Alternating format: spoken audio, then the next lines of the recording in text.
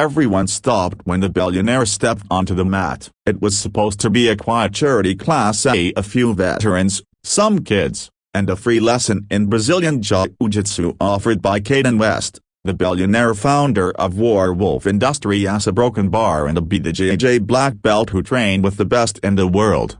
But when his eyes locked onto a quiet man in the back and worn-out joggers, sitting cross-legged, helping his daughter tie her shoes, Caden walked straight toward him.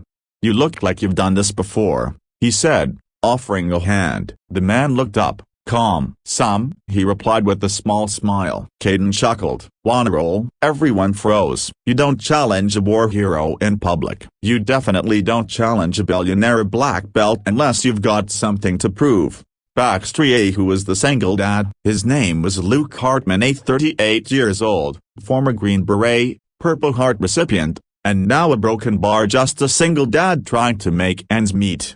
He'd lost his wife 3 years ago in a drunk driving accident. His 9-year-old daughter, Sophie, hadn't smiled much since. Luke worked night shifts as a security guard and spent his days with Sophie, often attending community events like this one, not for the fun, but for the free meals and free hope. He didn't care about fame, money, or ego. He was there for his daughter. Conflict. The challenge begins. Luke stood, shook hands with Caden, and stepped onto the mat. There was no tension in his shoulders, no swagger, just presence. The crowd watched silently, phones raised. The billionaire and the janitor. Caden smirked. "Go easy on me, soldier." Luke just nodded. Then the sparring began. Build up. Everyone watching. At first, it was friendly, but within seconds, it turned technical. Wrist control, leverage shifts, guard passes. Caden was good, fast, powerful, but Luke's broken bar was calm, precise, like a man who danced with death and no longer feared pain. The crowd whispered, "Was this vet a broken bar holding back?" Then, without warning, Luke executed a textbook sweep, shifted into mount, and gently taped Caden's shoulder. Submission. Everyone gasped, but Caden just laughed, breathless. "Well damn," he said. "Where'd you learn that?" Luke helped him up. "I've had some teachers. Afghanistan, Iraq, life." Twist. Why it really happened. As they dusted off, Sophie ran up, eyes wide. "Daddy, you won. You beat him." Luke smiled and knelt beside her. "I didn't win, sweetheart. We shared." Caden watched, something shifting in his eyes. He looked around at the vets, all of them watching with pride, some with envy, and then at Sophia, the shy girl who now beamed like the sun. He walked over and knelt beside her too. "You know," Caden said, "I thought I was teaching people a broken bar, but your dad just taught me more in 5 minutes than I've learned in 5 years."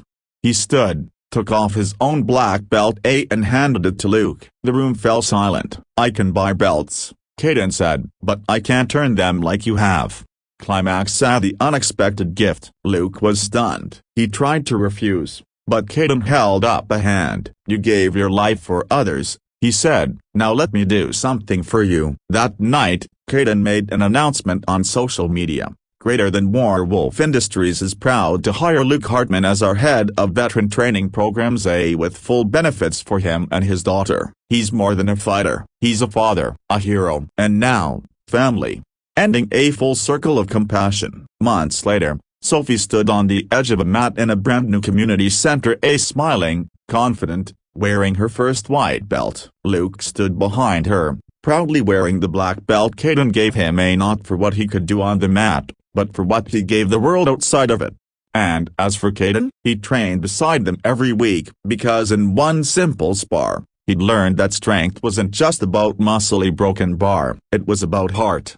Final line. The message. Sometimes the most powerful wins aren't the ones we fight for a broken bar, they're the ones we share.